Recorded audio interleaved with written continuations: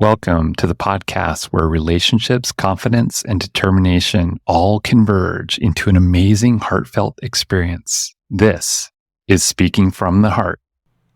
Welcome back to episode number 126 of Speaking from the Heart. I really have been looking forward to this episode because it reminds me of something that I once talked about in episode 15 about conquering fear in the realm of an unknown frontier. And you might remember the fact that I talked about Star Trek, one of the most famous, iconic TV series that ran for only 3 seasons. 3 seasons on the 1960s version of the original series. I loved that show, and it was only because of my mom introducing me to it that allowed me to become a Trekkie for the rest of my life.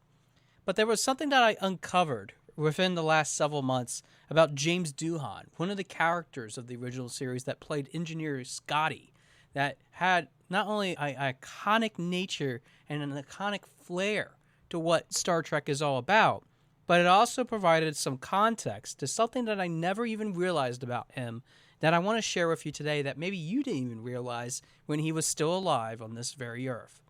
So today, we're going to talk about Scotty and be able to have a little bit of gin and whiskey to go alongside of it, along with a little bit of Irish jig dancing. No, that's not exactly why I want to talk about James Doohan, engineer Scotty. I actually want to talk about the example that he set from the situation that I viewed, and why it's so important to look back at our roots to conquer the fear that we talked about in episode 15. I think that we often don't realize that people of significant value that have graced this earth, whether it's somebody that is well known like Mr. James Doohan, or maybe not so well known according to some people, but even the people that we interact with on a daily basis have some incredible things that they do that help others to achieve greatness in their lives. And this example that I'm about ready to talk to you about is something of a characteristic of what we should be aiming towards, but also what we should be creating on our day-to-day lives.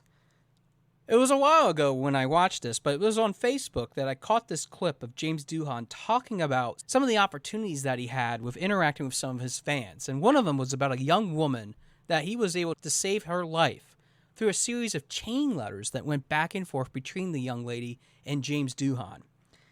It was really about what the woman was going through, which was thoughts of suicide. Now, when we talk about the concept of suicide, we know that on this show, we've talked about not only my personal experience, but also the different people that have engaged with the thoughts and feelings that are associated with it. Having that sort of dialogue, having that ability to overcome the differences and the challenges that we have when it comes to suicide is very challenging in itself. But this pen pal that James Doohan picked up while interacting not only on the show, but even afterwards with all the conventions that he traveled around to, really had an impact on this young lady to the point that when they continued to work on the progress that she was making, he realized that he was the only source of hope for this young lady to be able to overcome the differences that she had faced throughout her life. So during this small snippet of the interview, James talks about the importance of having that communication back and forth with this young lady and how it continued to be better and better and better. But the one thing that he even mentioned was that there was a period of time that he was super worried about her. She didn't write back. He didn't know what was exactly happening, but at the same token, he had faith that maybe something will happen down the road. And then the one day, it did happen. He was at a convention in one of the places that where all these conventions are held, which I can't remember exactly where it was located at. But a young lady approached him and said, "I'm the lady that you've been pen paling with for all those years, and I want you to know that if it wasn't for you, I would have never been able to turn my life around, let alone be able to be as successful as I am now, having the most rewarding career that I would have thought imaginable." That interaction proved that James's letters were being received and were being heard from this lady. This lady was able to detail the fact that because of James Doohan, she was able to not end her life. Out of the countless celebrities that I'm sure are outside of Star Trek that have received these sort of letters and probably have had these interactions without us even knowing. It's strange that the power of just written communication was able to transform this young lady's life from a place of despair into the most wonderful of circumstances in which she was able to celebrate. Which made me start to think, maybe the places that we could boldly go where we never gone before might be just in their backyard. It might be with just the interactions that we're able to have with someone that is struggling. So I really think it's important to take an example of what I just shared about Mr. Doohan and talk about what you're able to do in your own life to go boldly where you've never gone before. Now, in episode 15, we talked about that unknown frontier and what it means to conquer the fear that's associated with it. But I want to take it one step further today after listening to this awesome interview that James did talking about this young lady. And it's about the power of words and what we don't realize might be making an impact on somebody else. Because I've seen time and time again about people posting about the importance of being able to say what you want to say before it's too late. And it's usually happening when someone is gone from someone else's life. Being able to share and express what we might feel about someone or even something might be very dangerous to some, while for others, it's second nature. Being able to communicate effectively, which is something that I always work on with my clients, is truly important to be able to not only get your point across, but it allows you to understand and create that awesome value that you need to have. And knowing that Josh Smith, your podcast host, always looks at things black and white, this is a very hard concept to swallow.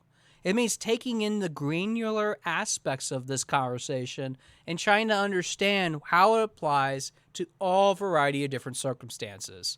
That means my analytical brain is going 1,000,000 miles a minute, just trying to catch up with all the data that I have to process. And I imagine for some of you, especially with the way that you process things, you need to be able to slow down, take what's happening, and absorb it for the betterment of not just what your relationships are, but being able to press forward. But I digress. Really, it's about overcoming the fear. Just by simply opening up can make all the difference in someone's life. That one small impact that can make all the difference. I know for a fact that if it wasn't for some people that were able to reach out to me to make sure that I was okay 4 years ago, I probably would have never been able to make it to where I'm at now. Being able to continue to talk to you about important personal, professional, and business-related subjects on my podcast, let alone help the variety of different people that I've been able to touch thus far. But when we think about where we boldly have never gone before, we're thinking about things that are really challenging. We're talking about things that are absolutely terrifying to do. We're talking about the things in which we should be working on to have that unique proposition that we give to somebody else. To be able to have that conversation when that conversation really matters to be able to hold with someone else, which we were literally just talking about in episode 121 when we should not be messing around.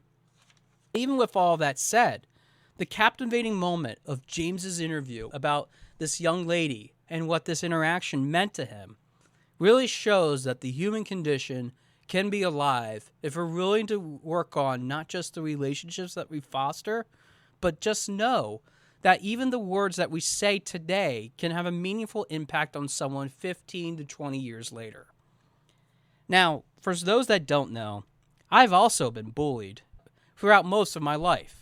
Up until about my 20s, in which I finally realized that enough was enough, and I stood up for myself.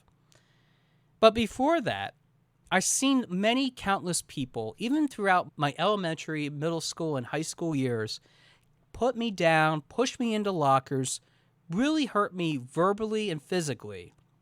And yet, many of them have either ended up in jail, have been not doing so well in life, have been through tumultuous situations, which I won't even get into. But yet, some of them that have gone on to be successful realized the error of their ways and have reached out to me to apologize. Now, it's funny because I've had at least 3 people do this since 2005 when I graduated from high school. And I had learned that even throughout that time period, almost 20 years later, that many of them have realized the error of their ways and what it means because maybe their kids have gone through something, or maybe they have been personally subjected through some ridicule or some verbal harassment that has occurred in their life.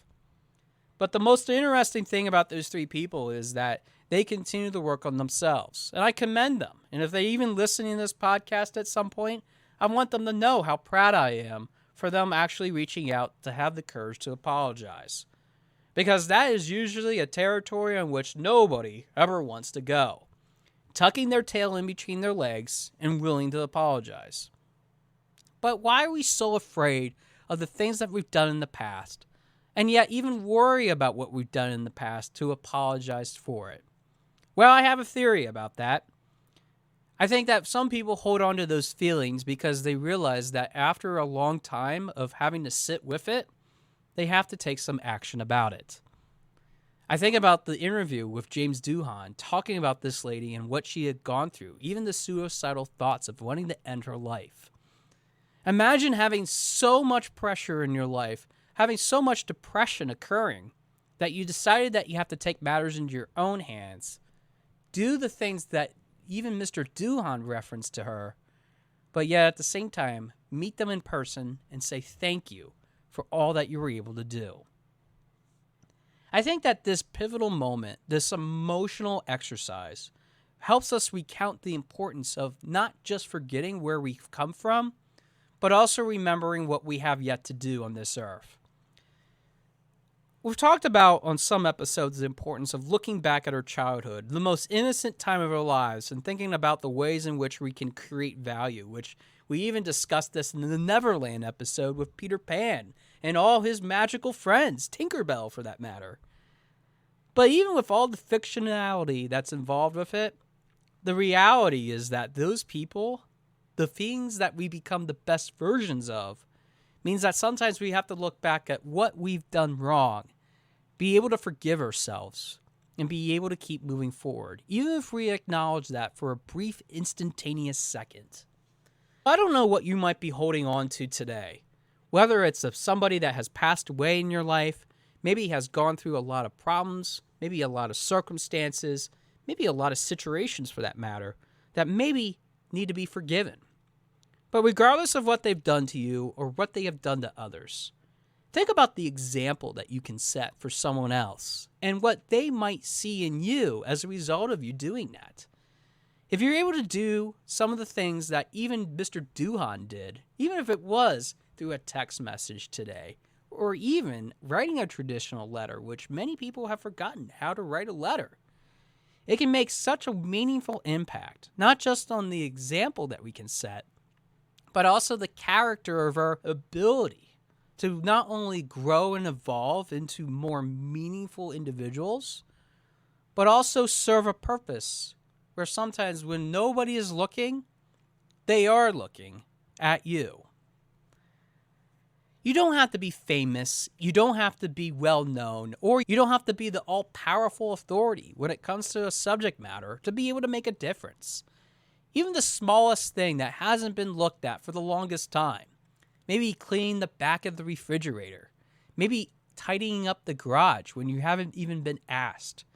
Heck, even changing the toilet roll paper in the bathroom can make such a big difference in somebody's life. But in all seriousness, even the small things, like taking time to talk to someone that maybe you wouldn't normally talk to, can lighten that person's life up. I've had plenty of guests, even on this podcast, that even afterwards, I've continued to have a meaningful relationship with them. Some of them have even become my clients, and I have become clients of them. But the most important thing to think about, with all the different things that have happened in our lives, is that we all have a chance to be forgiven. And we have a chance to go boldly where we have never gone before. So while I've talked about in episode 15 the importance of addressing the fear, what I'm really challenging you to do today is to address what is really the underlying surface of why you do these things in the first place. Are you really living a life of intentionality, full of value and purpose, when you're really working on not just yourself, but everyone else that might matter or might not matter? Are you doing things that even when people aren't not looking at you, you're making the difference no matter what? We live in a very distracted society, way beyond what even Mr. Doohan had to deal with when he played the engineer Scotty role on Star Trek, the original series. But even if you want to consider that to be simpler times, consider the fact that this could be simpler times for you. If you start to break down some of the simple things that can change not just your mindset, not just your career, not just your business, but just make you a well-rounded person overall. It doesn't necessarily take money. It just takes a small act of kindness. Maybe a 50 to 60 cent postage stamp, depending on when you're listening to this, and even a handwritten note with an address stamped envelope to be able to say thank you for all that you do. And hey, if you throw in a $25 Amazon gift card with it, that's okay too. What matters is that it's the thought that counts. Because that one small thought can have ramifications of not only changing someone's life, but also saving someone's life as well. You never know what your words or your actions can do until you actually try. And when you mess up, it's okay to try again and apologize for messing up. We're all human after all. Well, at least I haven't pretended to be a Vulcan yet, full of logic and making sure that humans are not interfering with my plans. But the truth of the matter is, if I could save someone's life, regardless of whether I'm Vulcan, Klingon, or even just a regular human being, I know that I'm doing my purpose. I'm living my value. And that's the biggest belief that I want anybody to know. And that might be one of my biggest fears yet to conquer, along with yours as well. Thanks for listening to episode number 126 of Speaking from the Heart, and I look forward to hearing from your heart very soon. Thanks for listening. For more information about our podcast and future shows, search for Speaking from the Heart to subscribe and be notified wherever you listen to your podcasts. Visit us at www.yourspeakingvoice.biz for more information about potential services that can help you create the best version of yourself. See you next time.